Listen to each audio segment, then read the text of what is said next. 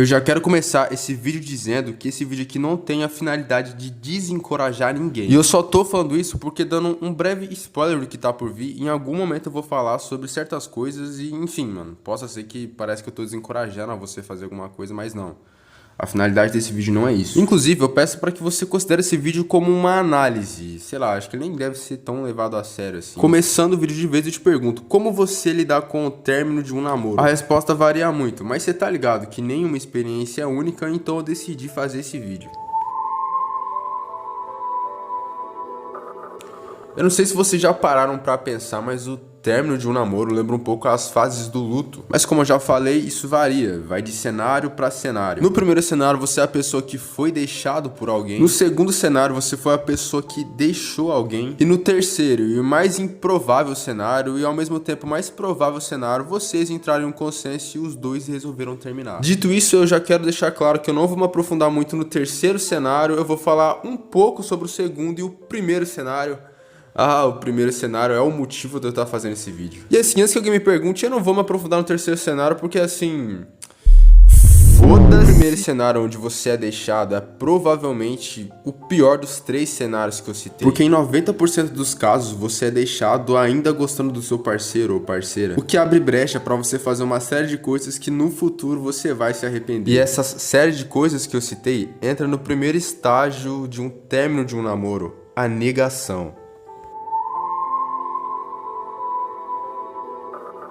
A pessoa se recusa a acreditar na realidade da perda, utilizando-a como um mecanismo de defesa inicial. Quando se é deixado ainda gostando da outra pessoa, o que mais acontece? Você se nega a acreditar que acabou. E o estágio de negação só acontece por conta de algumas coisas. As lembranças. É no estágio de negação onde você se lembra das promessas, dos momentos juntos, das brigas, de planos e de todo tipo de coisa que você tinha com seu parceiro ou parceira. E é por conta disso que você se nega a acreditar que aquilo não vai mais acontecer, que aquilo não vai mais existir. As lembranças acabam alimentando a ideia de que você tinha uma conexão com uma pessoa, mas aquilo simplesmente não vai mais acontecer. E é aqui que muitos se negam a aceitar a realidade e acabam indo pro próximo estágio, a raiva.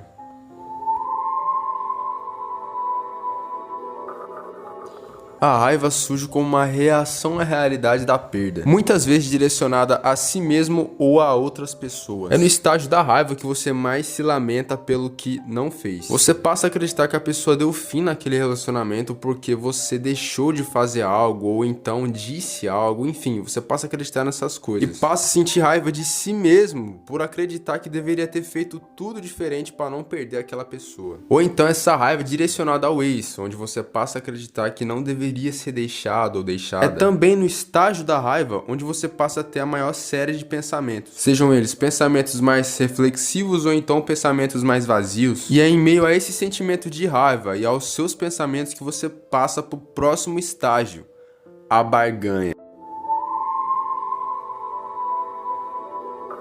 Na barganha, a pessoa tenta negociar alguma forma de voltar atrás. É quando começa um princípio de conformismo, mas a pessoa ainda quer aquela outra de volta. E ela vai tentar de alguma forma convencer a pessoa que deixou ela a voltar. Seja com alguma promessa, seja tentando reparar o erro que foi cometido, ou então com alguma proposta, tipo propor pelo menos uma amizade. Enfim, fato é que tudo isso é uma barganha, seja com outra pessoa ou consigo mesmo. E nessa altura do campeonato, você pode imaginar que a barganha é algo benéfico, mas não. É na barganha que você acaba se machucando ainda mais numa tentativa de tentar convencer a pessoa mais uma vez, tentar trazer ela de volta. E assim você avança para o próximo estágio, a deprimência.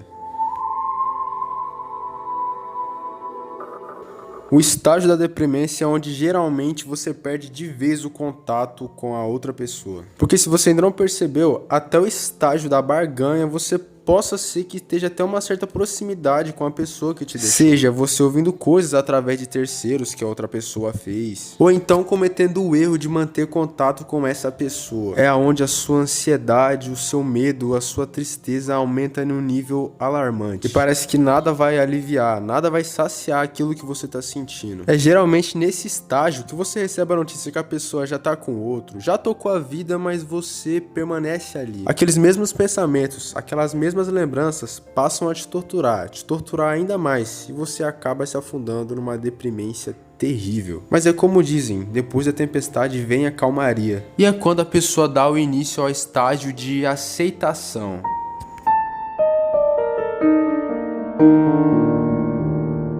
O estágio de aceitação já diz tudo. Você passa a aceitar a realidade e a se conformar que seja lá o que você tinha com a outra pessoa, acabou e não tem mais volta. Você dá início a uma nova etapa da sua vida. E é nesse estágio que um dia você vai notar que tudo isso que você vivenciou foi para te tornar melhor. Agora a gente entra numa parte do vídeo que provavelmente ficou algumas pontas soltas, já que cada pessoa é diferente e cada uma delas lidar com o término de forma diferente também.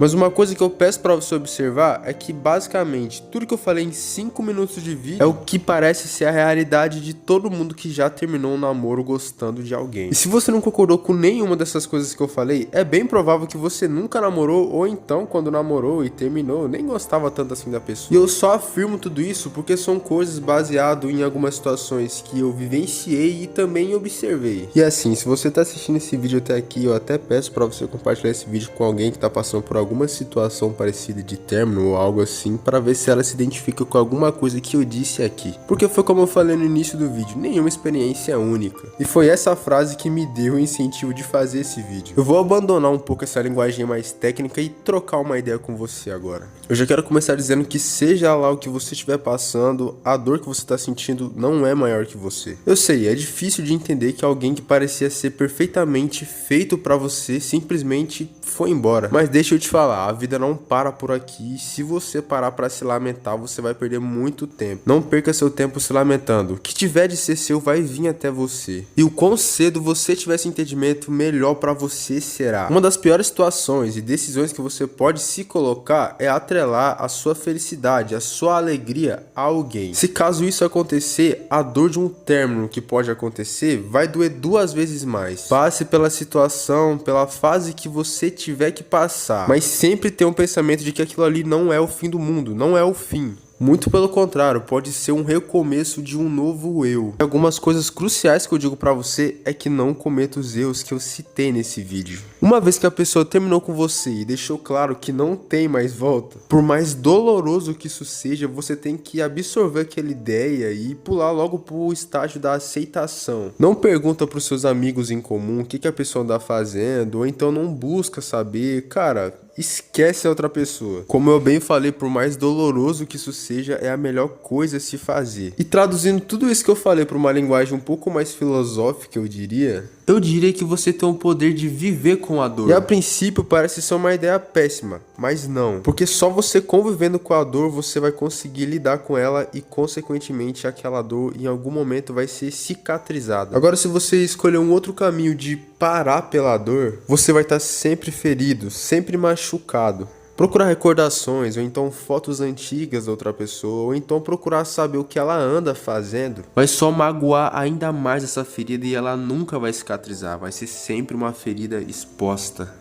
Bom, enfim, o vídeo foi esse. Eu não me preocupei tanto com a edição porque eu imagino que pouca gente vai ver esse vídeo, ou sei lá, ninguém vai ver esse vídeo. Eu também não me aprofundei nos outros cenários porque esse vídeo aqui ele é mais como um vídeo teste. É através dele que eu vou saber se eu continuo com esse estilo de vídeo, com essa pegada de vídeo. Então se você estiver vendo esse vídeo até aqui, deixa algum comentário se você quer mais vídeos como esse, nesse estilo. Se tiver mais de 2 comentários dando um feedback positivo, eu já tenho até uma ideia de qual vai ser o próximo vídeo e eu vou postar ele ainda esse mês. Mas enfim, o vídeo foi esse. Muitíssimo obrigado para quem viu esse vídeo até aqui. É isso, deixa um like, se inscreve se quiser também. É nóis e falou!